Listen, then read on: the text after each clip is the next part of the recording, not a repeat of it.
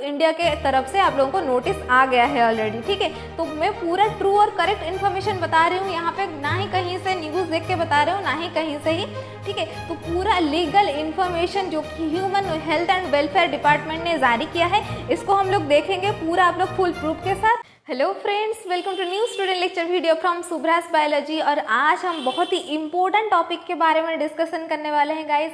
आज हम बात करेंगे मंकी पॉक्स डिजीज़ के बारे में। तो आप लोग ये पूछोगे कि ये तो बहुत महीना पहले आप लोगों का डिस्कशन ऑलरेडी हो चुका है, लेकिन गाइस आज 15 जुलाई 2022 में केरला में फर्स्ट आइडेंटिफाई हुआ है ये monkey pox disease in India. तो आप लोग सोच सकते हो कि बहुत सारे कंट्रीज़ में ये एंडेमिक हो चुका है, बहुत सारे ऐसे भी कंट्रीज़ हैं जहाँ पे एंडेमिक बिना होते हुए भी ये स्प्रेड कर चुका है, एंड फाइनली हमारे इंडिया पे आके पहुँच गया है ये मंकी पॉक्स डिजीज़। ये आइडेंटिफाई हुआ है केरला में, कल वो केरला में है, आज वो कहीं पे भी कौन से भी स्टेट को भी आ सकता है, कौन से कंट्री को भी स्प्रेड हो सकता है गाइस।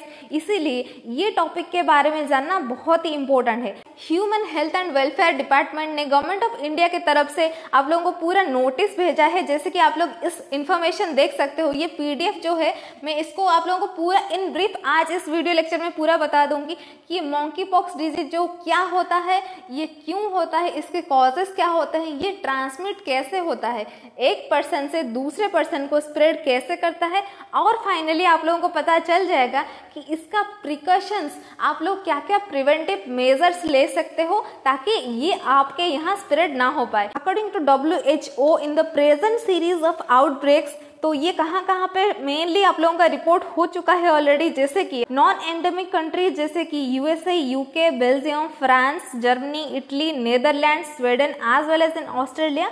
और अगर हम लोग बात करेंगे कि ये रिपोर्ट हुआ है जैसे कि एंडेमिक, हम लोग उसको मान चुके हैं in countries like central and western African countries, for example Cameroon, central African republic, Gabon, Liberia and Nigeria. तो ये सारे कंट्रीज में गाइस आप लोगों का ये जो मंकी पॉक्स डिजीज है ये एंडेमिक माना जा चुका है।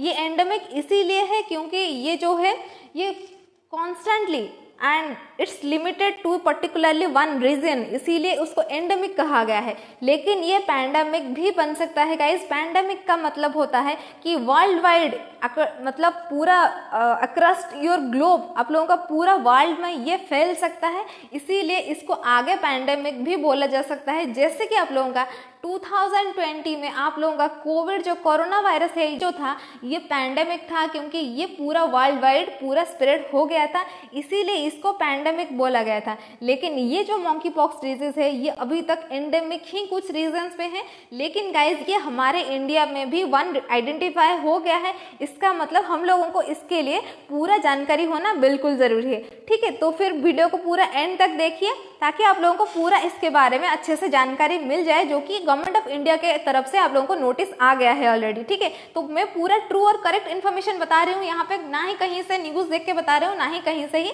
ठीक है। तो पूरा लीगल इन्फॉर्मेशन जो कि human health and welfare department ने जारी किया है, इसको हम लोग देखेंगे पूरा आप लोग फुल प्रूफ के साथ, ठीक है। अगर आप लोग चैनल पर पहली बार आए हो, चैनल को सब्सक्राइब जरूर कर लेना। अगर वीडियो पसंद आए तो लाइक भी कर देना, क्योंकि ऐसे ही वीडियोस देखने के लिए आप लोगों को नोटिफिकेशन बेल आइकन भी दबाना पड़ेगा। When I will upload a new video आप लोगों के घंटी बज जाए, ठीक है। तो फिर चलिए चलते हैं। What is monkey pox? Monkey pox is a viral zoonotic disease with symptoms similar to that of the small pox, क्योंकि ये स्मॉल पॉक्स जैसा ही उसका सिम्टम्स रहता है, क्योंकि उसके अंदर में रैशेस दिखाई देते हैं। तो ये फर्स्ट डिस्कवर्ड हुआ था इन 1958 में इन कॉलोनीज ऑफ मंकीज, तो इसीलिए उसका नाम मंकी पॉक्स ही रखा गया है। Generally occurs in 2 clades. First होता है आप लोगों का सेंट्रल अफ्रीकन क्लेड एंड दूसरा होता है आप लोगों का west African clade. 2 types genetic variations, जैसे कोविड के होते थे तो इसके भी जेनेटिक वेरिएशंस हुए, तो 2 टाइप के हैं। First one is the central African and second one is the west African. तो ये जो सेंट्रल अफ्रीकन है इसका नाम आप लोग बोल सकते हो जैसे कि कॉन्गो बेसिन, क्योंकि ये कॉन्गो में फर्स्ट 1970 में, जैसे कि हम लोगों ने देख लिया, ये डिस्कवर हुआ था, ये रिपोर्ट हुआ था ह्यूमन केस में कॉन्गो में, ठीक है। होस्ट जो होता है नेचुरल रिजर्वर जो है ये अभी तक पता नहीं चला है, तो इसका हम लोग देखेंगे अगर इंक्यूबेशन पीरियड का मतलब क्या होता है कि आप लोगों का इन्फेक्शन जो है, आप लोगों का वायरस आपके बॉडी में अंदर जा चुका है लेकिन आप लोगों का सिम्टम नहीं आया है। So the interval between the infection from onset of symptoms. इसका मतलब ये होता है कि एक पर्सन को अगर इन्फेक्शन हो चुका है लेकिन सिम्टम अभी तक नहीं आया है, जिस दिन आप उसको इन्फेक्शन हुआ और जिस दिन उसको सिम्टम्स आने शुरू हो गए, तो उसके जो इंटरवल होता है उसको हम लोग बोलते हैं इंक्यूबेशन पीरियड। इसका जो है इंक्यूबेशन पीरियड 6 से 13 डेज के बीच में है, लेकिन ये कभी कभार 5 से 21 डेज के बीच में भी हो सकता है। अभी हम बात करेंगे मेनली मोड ऑफ ट्रांसमिशन। इसका मतलब ये है कि एक पर्सन से दूसरे पर्सन को कैसे ट्रांसमिट होता है।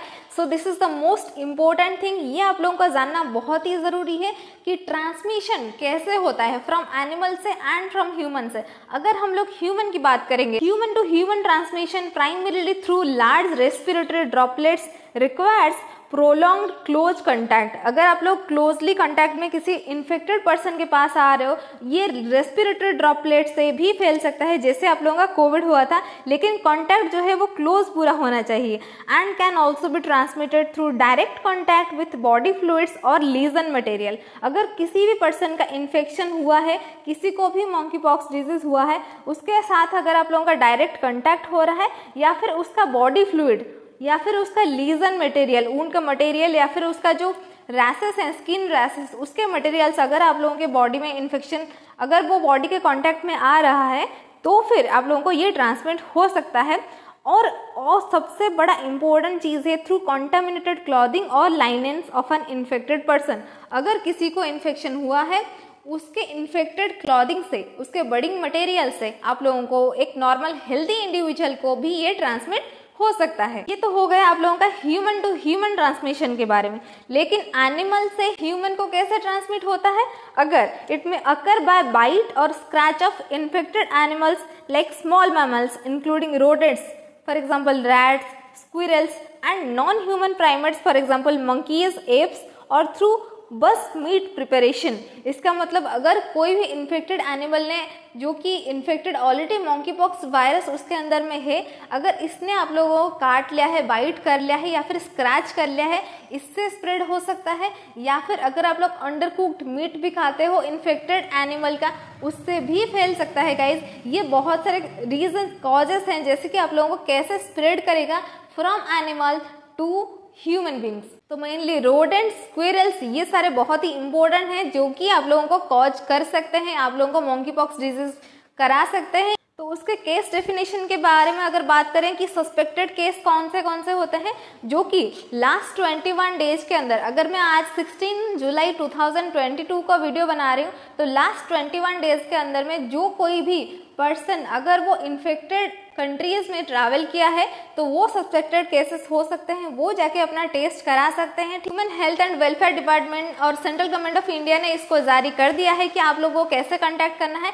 तो ये सारे लोग होते हैं सस्पेक्टेड केस।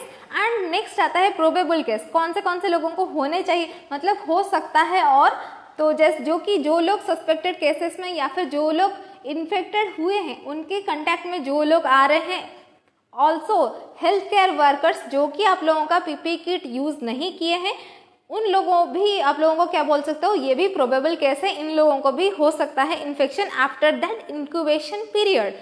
और उसके बाद आते हैं आप लोगों का कन्फर्मेटरी लैबोरेटरी केस, जो कि आप लोगों का पीसीआर यानी पॉलीमरेज चेन रिएक्शन होने के बाद कन्फर्मेटरी टेस्ट जिन लोगों का मॉन्की पॉक्स वायरस के लिए पॉजिटिव आया है, वो लोग होते हैं कन्फर्मेटरी लैबोरेटरी केसेस। चलिए इसका मेन इंपॉर्टेंट जो चीज होता है सिम्टम्स के बारे में बात करें। ऐसा कौन सा सिम्टम दिखाई देता है in case of this monkey pox disease? Fever, headache, muscle एक, बैक एक, Solan glands, severing and exhaustion. तो ये सारे सिम्टम्स अगर आप लोगों को दिखाई देता है with fever as well as rashes, तो आप लोगों को क्या करना होगा, तुरंत जाके अपने पास में हॉस्पिटल जो है वहाँ पे आप लोगों को रिपोर्ट करना होगा, ठीक है। उसके बाद आप लोगों का टेस्ट किया जाएगा। उसके बाद आप लोगों को, अगर सस्पेक्टेड आप लोग केस रहोगे, तो फिर आप लोगों को पुणे यानी सेंट्रल लैब ऑफ वायरोलॉजी के अंदर आप लोगों का सैंपल जो है वो भेजा जाएगा, ठीक है। तो ये था पूरा थोड़ा सा इन्फॉर्मेशन जो कि मैं आप लोगों को देना चाहती थी। तो इसके लिए आप लोगों को अवेयर होना चाहिए पहले से,